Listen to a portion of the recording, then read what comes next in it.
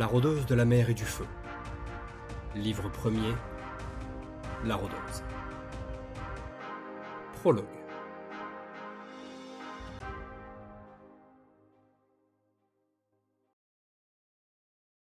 Je peine à ouvrir les yeux.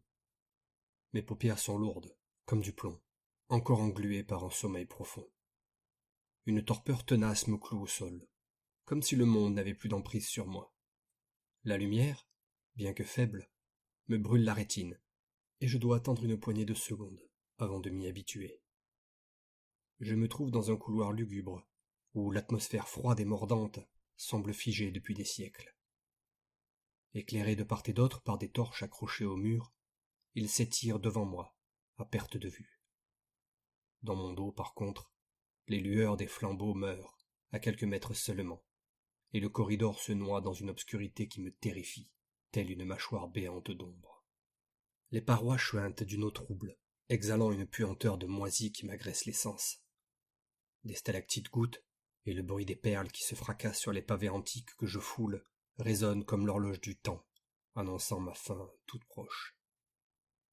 D'ailleurs, face à moi, la silhouette menaçante du corbeau faucheur me rappelle, avec un frisson glacial, pourquoi je me tiens ici, comme entre deux mondes. Ses plumes sont aussi noires que la nuit, et son regard perçant lui d'une intelligence sinistre. Il penche la tête sur le côté, me scrutant avec une impatience non dissimulée. Mes sourcils se froncent, perplexe face à l'attente de l'oiseau. Soudain, une révélation effroyable me frappe, et je porte mes mains tremblantes à mon ventre. Rien. Je me risque à y poser les yeux. Ma cape est déchirée, et mon gilet de cuir arbore une énorme tache de sang, preuve qu'un coup violent m'a bien touché. Cependant, ma chair ne semble pas être atteinte. Je ne ressens pas non plus de douleur, mais le souvenir de m'être fait trancher me revient, comme une lame cinglante. Donc, je suis mort? Par tous les divins! Alors est-ce vraiment cela le trépas? Je pensais que tout n'était que conte de grand-mère. Partin! Ça veut dire qu'elle m'attend au bout du couloir? Non, non, ce n'est pas possible. Me sortant de mes réflexions, une brusque bourrasque surgit des ténèbres et me balaie le visage. L'ombre des torchères sur les pierres vitreuses vacille dangereusement.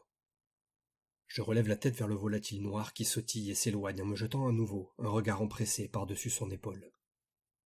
Un courant d'air gémit à mes oreilles et m'arrache une grimace. Les lumières chancellent une fois de plus autour de moi et me lancent une invitation à suivre l'oiseau.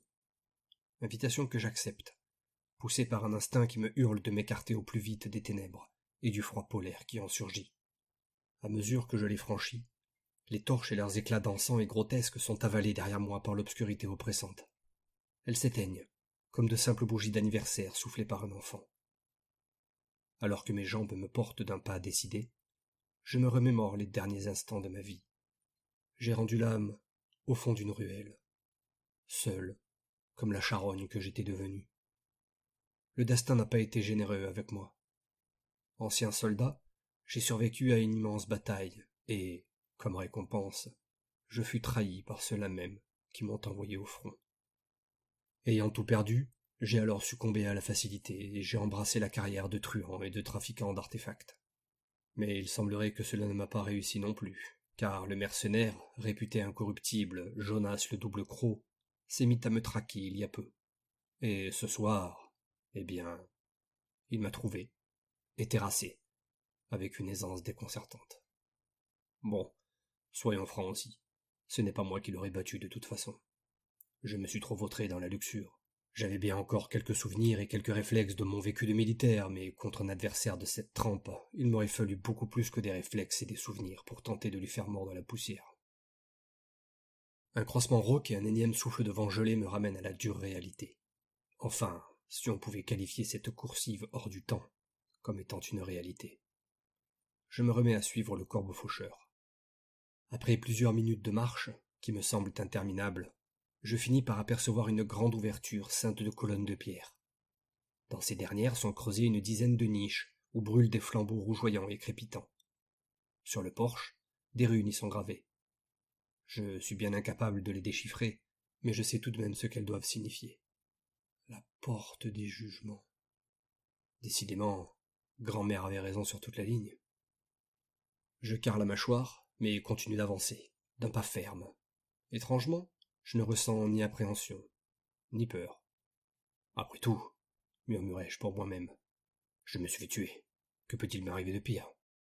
L'oiseau d'ébène se retourne en sautillant vers l'arrière pour ne pas s'arrêter, et me dit de sa voix nasillarde. Il existe 1001 tourments plus cruels que la mort, puiné. Puis, il refait aussitôt volte-face, sans me permettre de lui répondre, et décolle en laissant derrière lui une longue plume noire qui tombe lentement sur les dalles, portée par un souffle de vent froid. Le corbeau faucheur a franchi le porche. Je le traverse à mon tour et pénètre dans une caverne aux proportions tout bonnement titanesques. Une ville entière pourrait tenir ici, et la voûte est si vertigineuse que plusieurs clochers pourraient être empilés sans jamais l'atteindre. Au centre de cette salle, un grand cercle de brasero bleutés à la clarté surnaturelle éclaire un immense réseau de fils qui luit et scintille de mille feux. Disposé comme une gigantesque toile d'araignée, plus vaste qu'un lac, il surplombe un abîme sans fond. Le puits des âmes. Il se déploie devant moi comme un rêve éveillé, un gouffre d'une beauté sinistre et éthérée. Ses brins délicats flottent et vibrent dans l'air, tels des fils de soie illuminés par la lueur lunaire des flambeaux qui l'entourent. L'immense abysse en dessous absorbe cette lumière et plonge dans une obscurité mystérieuse qui semble respirer et se mouvoir en harmonie avec le crépitement léger des flammes. Le silence est enchanté, ponctué seulement par le murmure des filins, suspendus entre la vie et l'oubli. « Te voici enfin !» Une voix, incroyablement profonde, résonne au-dessus de ma tête, grondante et terrifiante, et brise en mille morceaux cet instant de quiétude qui avait été le mien. J'ai l'impression que les murs tremblent. Un étau glacial m'en serre tout à coup la poitrine, et mon cœur rate un battement. Une ombre monumentale s'extrait des ténèbres, glissant silencieusement comme une brume noire, et se pose devant moi. Son apparition engloutit toute la lumière, plongeant la caverne dans une obscurité si dense que le temps semble s'y figer. Colossale, elle me domine de toute sa hauteur, et son aura m'écrase littéralement les épaules. L'air devient irrespirable. Mes poumons se remplissent d'un froid polaire. Je suis paralysé, incapable de bouger le moindre muscle. « Te voici enfin !» répète-t-elle. « Je suis Atalnet, la titan de la mort et du destin. Sois le bienvenu dans mon domaine. » Partin, je fais face à un titan de Théla. J'essaie d'ouvrir la bouche, mais mes mots s'éteignent au fond de ma gorge et aucun son ne parvint à franchir mes lèvres sèches. Une pensée se replie dans mon esprit. Je vais donc être jugé? En effet, répond la titan de sa voix caverneuse. Je vais te juger, puiné. Mon visage se décompose. Elle vient de lire dans mes pensées. La titan ricane.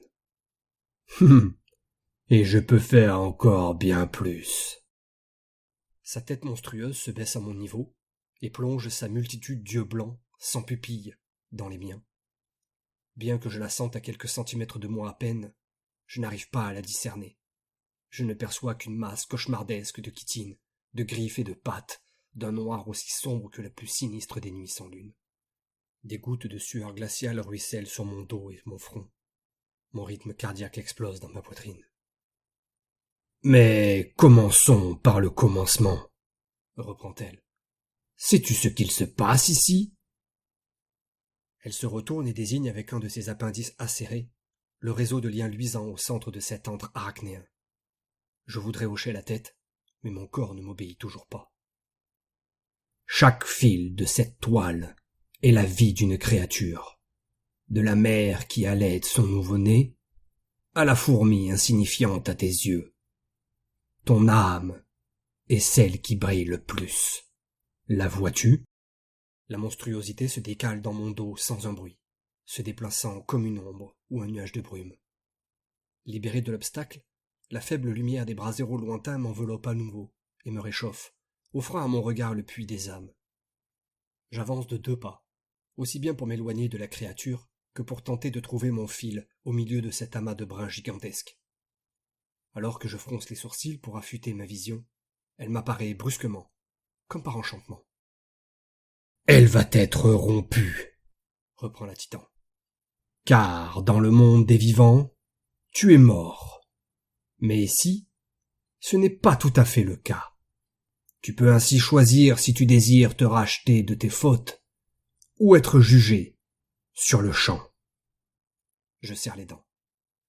Et nous savons aussi bien l'un que l'autre que si tu t'en remets à la seconde option, la sentence de tes actes ne sera pas belle à voir. Qu'est-ce que je risque? Osai-je d'un souffle, en recouvrant enfin ma voix. La créature se décale à nouveau devant moi, dans un bruissement de vent et un cliquetis à peine perceptible. Son corps massif semble n'être qu'un amalgame de pattes, de pointes et d'épines acérées. Sous ses yeux étincelants, je découvre une mâchoire énorme, pourvue d'innombrables crocs, de la taille d'une faux. Un rictus déforme ses traits, et elle me répond avec sa sombre voix. L'outre-monde, les enfers, le royaume des Tartares, Helheim. Les noms des terres de l'ombre sont nombreux, mais inutile de te dire que les âmes qui y sont condamnées ne sont pas les bienvenues, quel que soit le terme que tu leur donnes en fin de compte. Le maître des lieux, le titan noir Shatan, te tourmentera pour l'éternité, ou pire, fera de toi un de ses pantins. Alors, comment puis-je me racheter de mes fautes? Quoi sais-je? La titan de la mort abaisse sa tête grimaçante à mon niveau et, l'espace d'un instant, paraît me sonder au plus profond de mon être. Il te suffit de retourner dans le monde des vivants et de me rendre un service, gronde-t-elle.